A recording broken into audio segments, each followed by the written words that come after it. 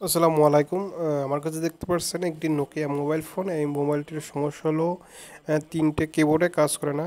এখানে যে star, zero এবং হ্যাশ, এই বাটনগুলো কাজ করে না, আর বাকি বাটনগুলো কাজ করে। দেখতে পাচ্ছেন এই তিনটা বাটনে কাজ করতেছে না। আমরা এটা সমাধান করব।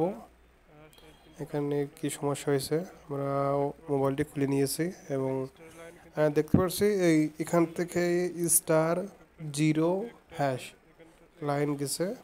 এখান থেকে সোজা এভাবে এভাবে এখান থেকে এখানে লাইনটি গেছে, আর এখান থেকে ডাইরেক্ট সিপিউর ভিতরে। আমরা এখান থেকে লাইনটি চেক করে দেখব কি সমস্যা হয়েছে। এখান থেকে মিটারের মাধ্যমে আমরা মেপে নিয়েছি এবং এখানে আমরা একটু সমস্যা পাচ্ছি। এখানে এখানে হয়তো একটা লাইন মিসিং আছে। এখানে লাইনটি মিসিং আছে এবং আমরা জাম্পার করে নিয়েছি। আমরা এখানে জাম্পার করে নিয়েছি সুন্দর করে, এবং আমরা মোবাইলটি চালু করে দেখব আমাদের কিবোর্ডে কাজ করে কিনা। দেখতে পাচ্ছেন ছোট একটি ফোঁটা, এখানে আমরা একটা লাইন জাম্পার করে নিয়েছি এবং আমরা ফোনটি অন করে দেখব আমাদের ফোনটির যে কিবোর্ডগুলো সুন্দরভাবে কাজ করতেছে কিনা। মূলত স্টার, জিরো এবং হ্যাশ এই লাইনটি মিসিং ছিল।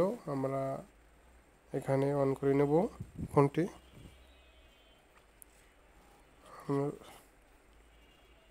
কিছুক্ষণ অপেক্ষা করব, আর নোকিয়া ফোন ওপেন হতে একটু চালু হয়, অনেক সময় একটু দেরি হয় চালু হইতে ফোন। যাই হোক, ফোনটি চালু হয়ে গেছে।